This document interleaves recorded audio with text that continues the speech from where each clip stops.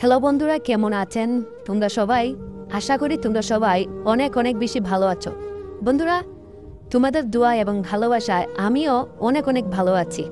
বন্ধুরা, আজকে তোমাদের জন্য একটা নতুন স্টোরি নিয়ে হাজির হয়ে গেলাম। আজকের গল্পটা তোমাদের অনেক অনেক বেশি ভালো লাগবে, কেননা আজকে এমন একটি গল্প নিয়ে হাজির হলাম যেখানে জামাই এবং শাশুড়ি মায়ের এক নতুন গুরুত্বপূর্ণ ভিডিও কল এবং আমাদের ভিতরে কি হয়েছিল এই সব কিছু তোমাদের সঙ্গে শেয়ার করব। বন্ধুরা, তোমাদেরকে আগেই বলে রাখি, আমার মেয়ের জামাই সে কিন্তু অনেক ইয়ং একটা ছেলে, অনেক ট্যালেন্টেড একটা মানুষ। বিশেষ করে তার ভালোবাসার ধরনটা একেবারেই অন্য স্টাইলের, একেবারেই অন্যরকম। তো এই সব কিছু আমাকে মুগ্ধ করেছে। আজকে আমি সেই সমস্ত সব গল্পই তোমাদের সঙ্গে শেয়ার করতে যাচ্ছি। বন্ধুরা, তোমাদেরকে তার আগে বলে রাখি আমার নামটা। তোমরা অনেকেই জানতে চাও যে আপু তোমার নাম কি। আমার নাম হচ্ছে নীলিমা। আমার বয়স এখন খুব একটা বেশি না, ধরতে পারো 34-এর মতো আমার বয়স হবে আনুমানিক।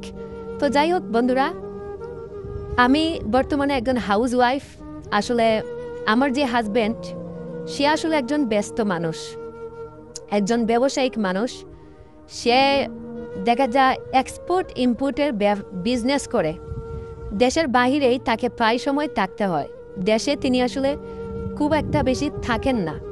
ঠিক আছে, যেই কারণে আসলে আমাকে খুব একটা বেশি সময়ও তিনি দিতে পারেন না।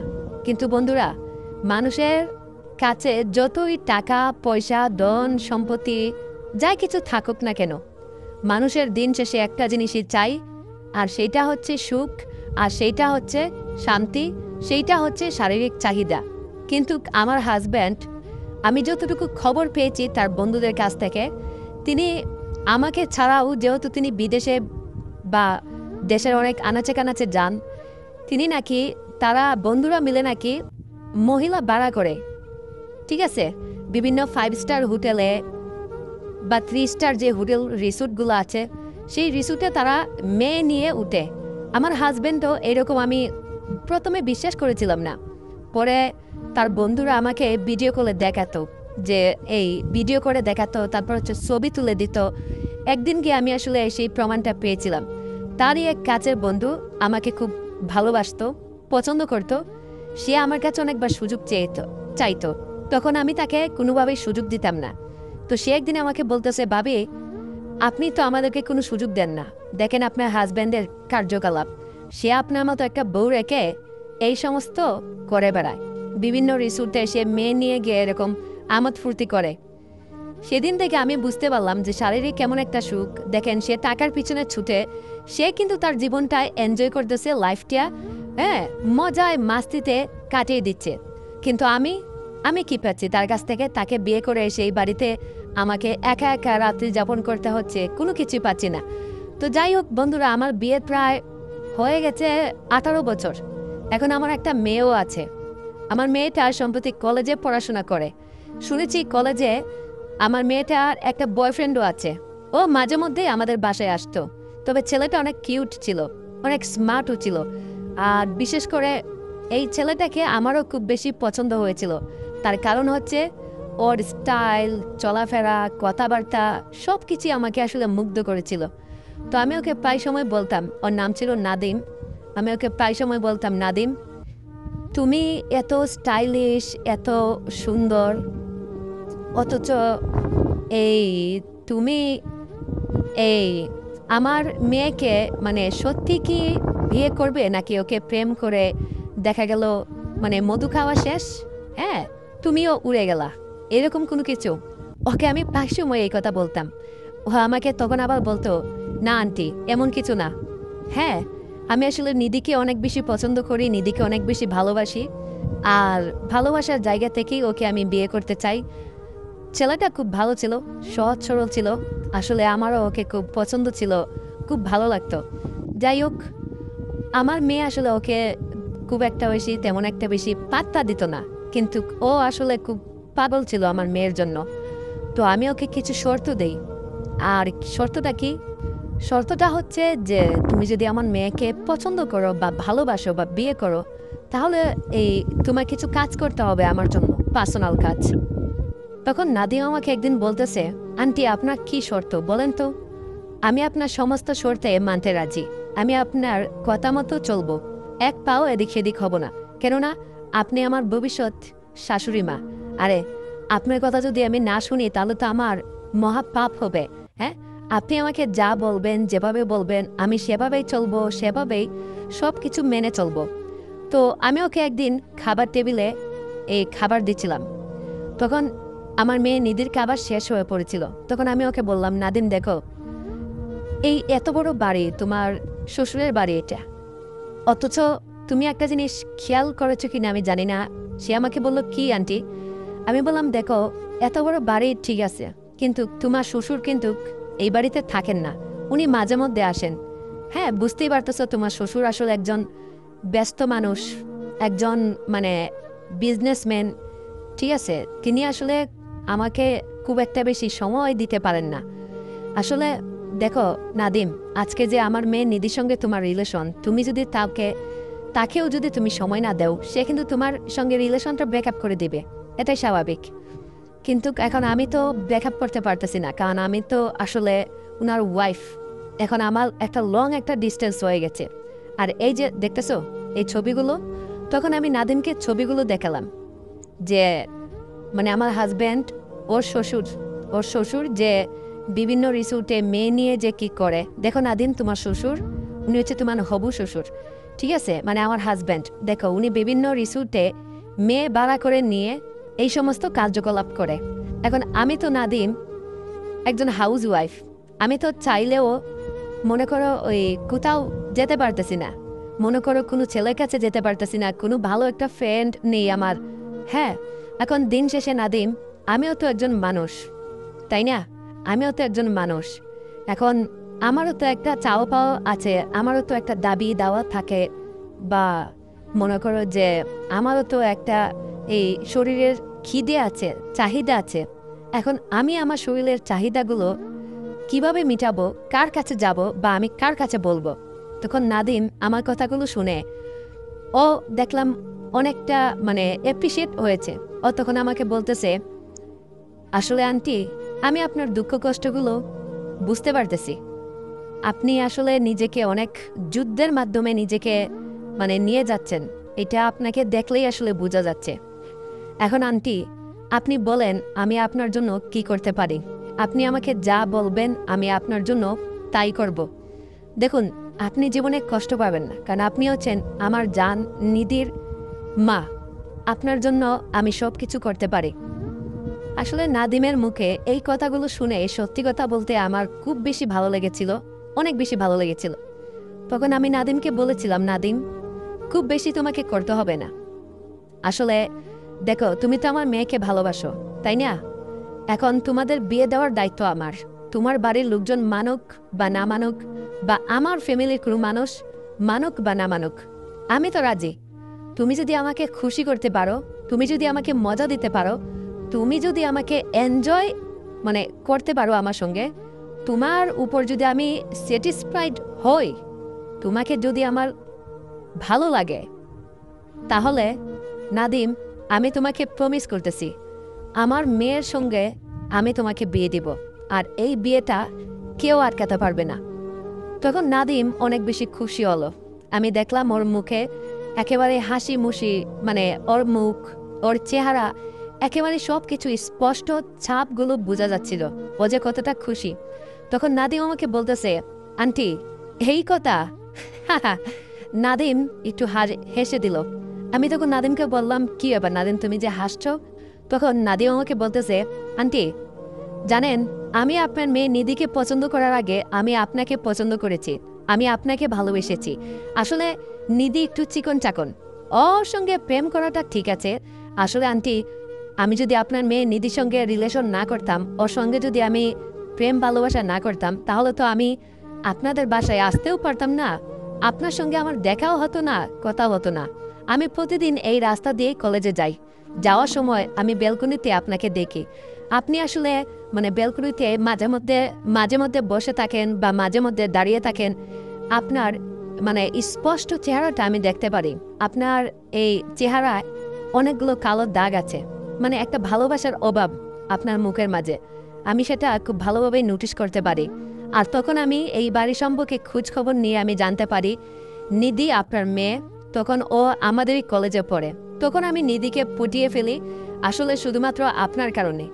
আসলে নাদিমের মুখে তখন সেদিন আমি এই কথাগুলো শুনে আমার এত একটা ভালো লাগা কাজ করেছিল। মানে কোনো যুবক ছেলে আমাকে যে এতটাও পছন্দ করে, সে যে আমাকে এতটা মানে আমার জন্য আসলে মানে এই তার ইয়েগুলা আমার আসলে খুব মুগ্ধ করেছিল। তখন আমি বললাম, নাদিম তাই নাকি? তা তুমি আমাকে সরাসরি বলতে পারতে এই কথা। তখন নাদিম আমাকে বলল, আন্টি হ্যাঁ আপনাকে বলতে পারতাম, কিন্তু এটা সমাজের চোখে খারাপ হতো। আর এখন আমি যদি আপনার মেয়েকে বিয়ে করি বা আপনার মেয়ের সঙ্গে আমি রিলেশন করি, এখন আমি চাইলে আপনার বাসায় আমি যে কোনো সময় আসতে পারবো, আমাকে কেউ নিষেধ করবে না, আমাকে কেউ বারণ করবে না। তো আন্টি আমার বুদ্ধিটা কেমন? আমি নাদিমকে বললাম, তোমার বুদ্ধিটা দারুণ দারুণ দারুণ, যার যার সত্যি কথা কোনো তুলনা হয় না। তুমি তো একেবারে নাদিম ফাটিয়ে দিয়েছ। তখন নাদিম আমাকে বলতেছে, আন্টি তাহলে আর দেরি কেন? আজকে থেকেই চলুন আমরা শুরু করি। আপনার মনে যত আশা আছে, যত আকাঙ্ক্ষা আছে, যত চাহিদা আছে, আজকে থেকেই চলুন না আমরা একে অপরের শরীরে, আমরা একে অপরের জায়গায় মিশে যাই। নাদিমের কথাগুলো শুনে সত্যি কথা আমি সেদিন খুব মুগ্ধ হয়ে পড়েছিলাম। আমার খুব একটা ভালো লাগা কাজ করেছিল যে এরকম একটা ইয়ং বয়সের একটা ছেলে আমাকে সে সুখ দিবে, আমাকে সে মানে ভালোবাসা দিবে, মানে তার বুকে আমাকে আগলে নিবে, জায়গা দিবে। বন্ধুরা, আমি নিজেকে একেবারেই কোনোভাবেই আমি বিশ্বাস করতে পারতেছিলাম না। তো যাই হোক, তখন নাদিম আমাকে বলল, আন্টি আমি যদি এই বাড়িতে থাকি, আপনাদের তো এই বাড়িতে অনেকগুলো রুম আছে, তো আমি যদি একটা রুমে থাকি আপনার মেয়ের কি কোনো সমস্যা হবে? যে বিয়ের আগে আসলে মানে হবু বর এই বাড়িতে থাকতেছে, একটা বিষয় না এটা? তখন আন্টি আমাকে বলল, আজকে থেকে তোমার আর নিধির যে কি সম্পর্ক সেটা মানুষকে বলার দরকার নেই। তুমি এই বাড়ি থেকে কলেজে যাবে, ঠিক আছে, সেটা কেউ জানতে পারবে না। তুমি এই যে আমাদের ছোট একটা গেস্ট রুম আছে, এই রুমে থাকবে। আর শোনো, নিধি ঘুমানোর পর তুমি আমার কাছে চলে আসবে, ঠিক আছে? তো বন্ধুরা, আসলে আমার মেয়ের হবু জামাই আসলে নাদিম, ও আমার মেয়ের বিয়ের আগেই আমার সঙ্গে বেশ কয়েক রাত ও কাটিয়েছে। ও আমাকে ব্যাপক হারে সুখ দিয়েছে, যেই সুখটা আমি আসলে আমার স্বামীর কাছ থেকেও আমি পাই নাই, যেই সুখটা আমার জামাই আমাকে কখনোই দিতে পারে নাই, নাদিম সেটা আমাকে দিয়েছে। এই জন্য আমি নাদিমের কাছে অনেক বেশি খুশি হয়েছিলাম। তখন তারা কলেজের পড়াশোনা বাদ দিয়ে দেয়। তখন নাদিম একটা ব্যবসা শুরু করে, ঠিক আছে, তার নিজের বাবার ব্যবসা আছে বড়। তখন নাদিমও একটা ব্যবসা শুরু করে, তাছাড়া ও একটা জব করে, ও একটা জব নিবে, সরকারি জব নিয়ে ফেলেছে। তখন আমি নিধি আর নাদিমের বিয়ে দিয়ে ফেললাম। নিধি আর নাদিমের বিয়ে দেওয়ার পরে আসলে আমি নাদিমকে বললাম, নাদিম তোমার যদি কোনো সমস্যা না থাকে বাবা, তাহলে একটা কাজ করো, তুমি আমাদের বাসায় থাকো না, আমাদের এত বড় বাড়ি। তো বন্ধুরা, নাদিম আমাদের বাসায় থাকা শুরু করলো। আর বিশেষ করে নাদিমের সঙ্গে যে নিধির বিয়ে দিয়েছিলাম, এইটা ওর মা বাবা জানতো না। আমি নিজেই কাজী অফিসে গিয়ে ওদেরকে বিয়ে দিলাম, কেননা এই বিয়েটাতে আমার হক ছিল। তো বিয়ে করার পর আমার মেয়ে যখন নিধি ঘুমিয়ে পড়তো, নাদিম তখন আমার কাছে চলে আসতো। তখন আমি আসলে এই একটা জিনিস নোটিশ করলাম যে আসলে মানুষ মানে নিজের প্রিয় মানুষের কাছে খুশি না, মানুষ খুশি হচ্ছে বাইরের মানুষের কাছে। যেমন আমার হাজব্যান্ড, সে আমাকে আদর করে কখনোই নাকি মজা পায় না, তৃপ্তি পায় না, আনন্দ পায় না, সে বাইরের মেয়েগুলোকে নাকি মজা পায়, ঠিক আছে? তো এইরকম নাদিম আমার মেয়ের জামাইও আমার উপর সন্তুষ্ট। তো এইভাবেই চললো আমাদের জীবন, এইভাবেই চলতেছে। তারপর একদিন নাদিম বলতেছে, শাশুড়ি মা আসলে অনেকদিন তো আপনাদের এখানে থাকলাম, এখন আসলে আমার যেতে হবে নিধিকে নিয়ে বাড়িতে। তাছাড়া আমার মা বাবা আমার বিয়ে মেনে নিয়েছে, এখন তারা আমাকে আসলে সত্যি কথা বলতে প্রেশার দিচ্ছে যে আমি আর কতদিন শ্বশুর বাড়িতে থাকবো, হ্যাঁ আমার বাড়িতে নিয়ে যেতে হবে, ঠিক আছে? তো বন্ধুরা, আমি নাদিমকে বললাম, ঠিক আছে কোনো সমস্যা নেই, তবে তুমি যেহেতু আমার মেয়েকে নিয়ে তোমার বাড়িতে যাবে, আমিও তোমার বাড়িতে মাঝে মধ্যে আসবো, অথবা তুমি আমার বাসায় মাঝে মধ্যে এসে আমাকে শান্তি করে দিয়ে যাবে, না হলে কিন্তু দেখো খুব সমস্যা হবে। তখন নাদিম আমাকে বললো ঠিক আছে। তখন আমি নাদিমকে বললাম, নাদিম যেহেতু তুমি চলে যাবে, একটা কাজ করি না, আমি নিধিকে ওর মামার বাড়িতে পাঠিয়ে দিই 2 দিনের জন্য। আর তুমি এই 2টা দিন রাত দিন একেবারেই 48 ঘন্টা তুমি আমাকে সুখ দিবে, আমাকে তোমার মতো করে তোমার মনের ভিতরে আগলে রাখবে, এই 2টা দিন আমাকে তোমার মতো করে ভালোবাসবে। তখন নাদিম বলল, নিধি কি এটা মানবে?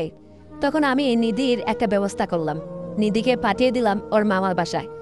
ওর মামা বাসায় নিধিকে পাঠিয়ে দিয়ে এদিকে নাদি মামা আর আমি এক অন্য জগতে, এক অন্য জীবনে আমরা মেতেছিলাম, অন্যরকম এক ভালোবাসার গল্পে আমরা মেতেছিলাম। বন্ধুরা, এই 2টা দিন আমার জন্য জীবনের সবচেয়ে সেরা 2টা দিন হবে। কেননা এই 2টা দিন আমি খুব কাছ থেকে আমি নাদিমকে আমার কাছে পাবো, এবং এই 2টা দিন আমি নাদিমকে আমার করে নিব।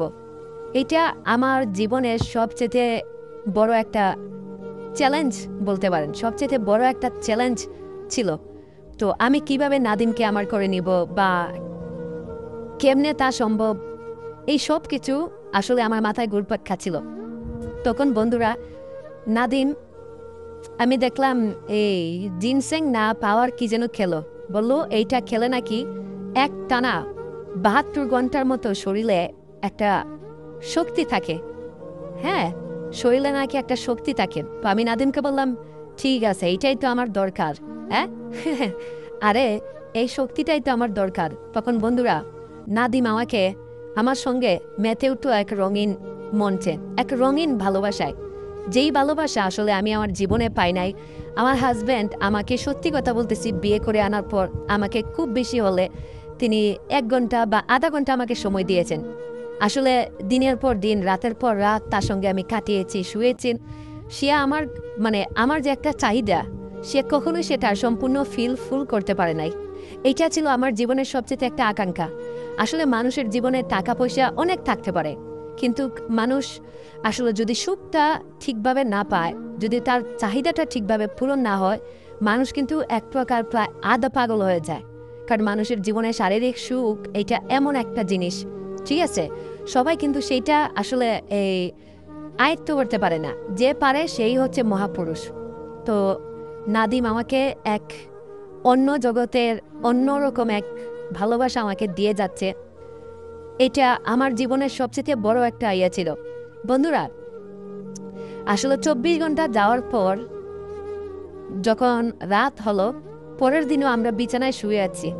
আর একটা কথা, আসলে আমার হাজব্যান্ড কিন্তু মাঝে মধ্যেই হুটহাট করে সে বাসায় চলে আসতো, আমাকে কোনো কিছুই বলতো না, আমাকে ফোনও করতো না, টেক্সটও করতো না।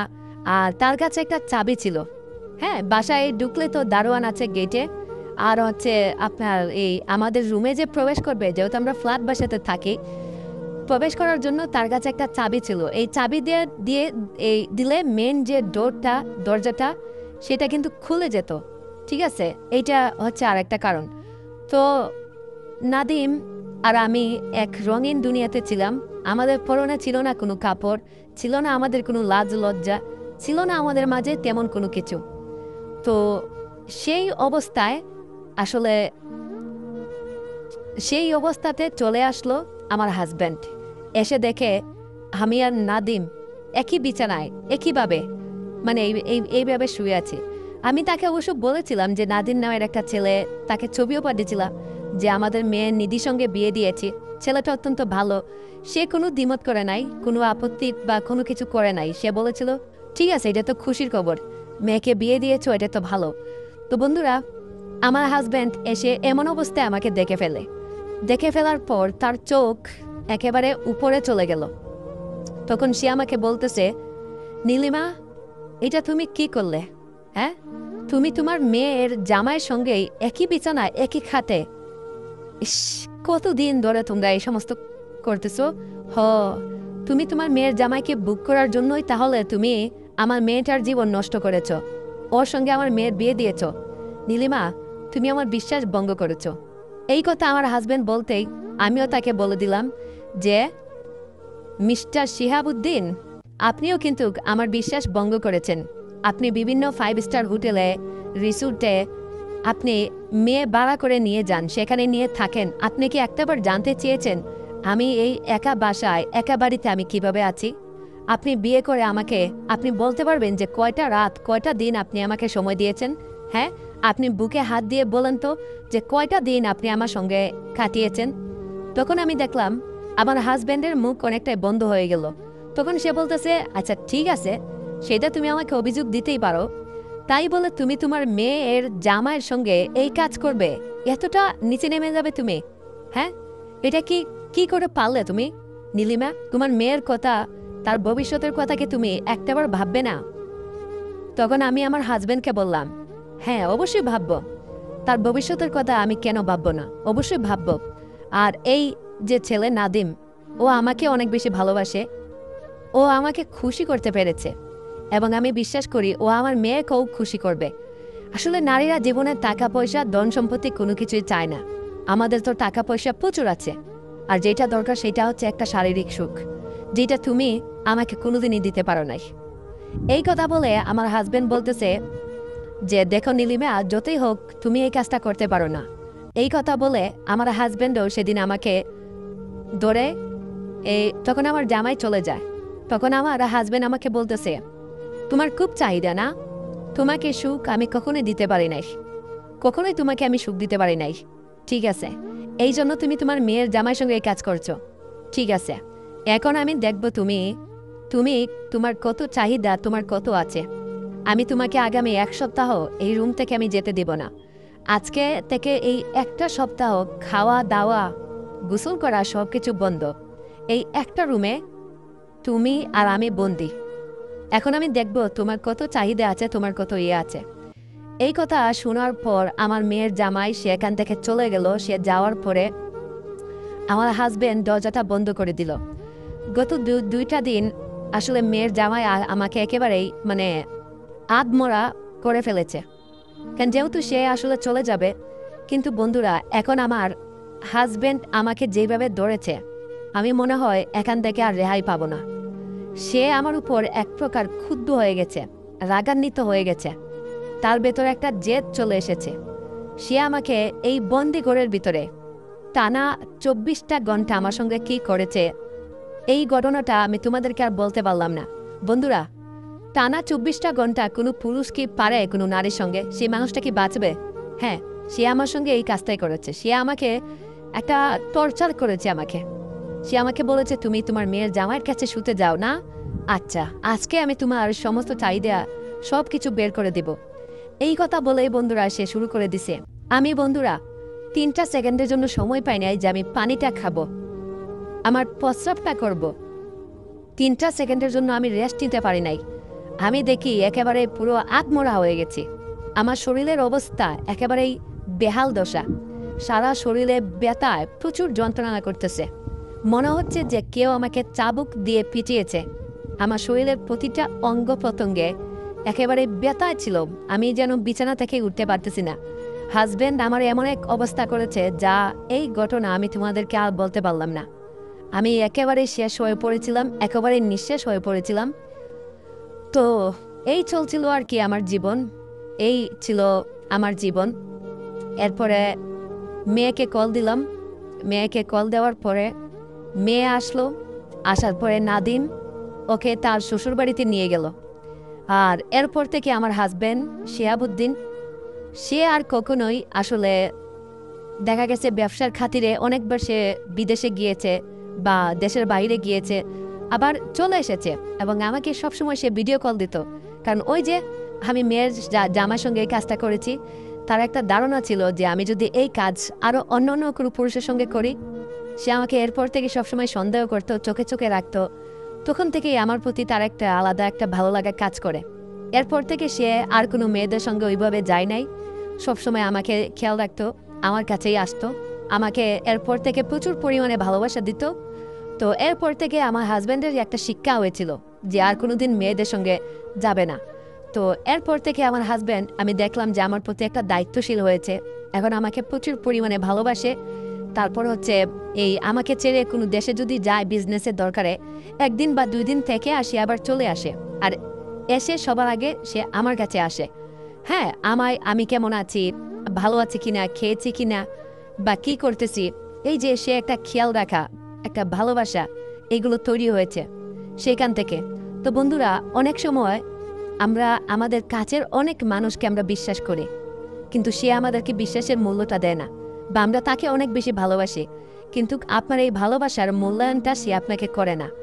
তো আমিও আপনাদেরকে বলবো, মাঝে মধ্যে এমন কোনো কাজ করেন যাতে আপনি যাতে সে আপনার দূরত্বটা বুঝতে পারে, আপনি তার কাছে কতটা গুরুত্বপূর্ণ একজন মানুষ সে যেন সেটা বুঝতে পারে।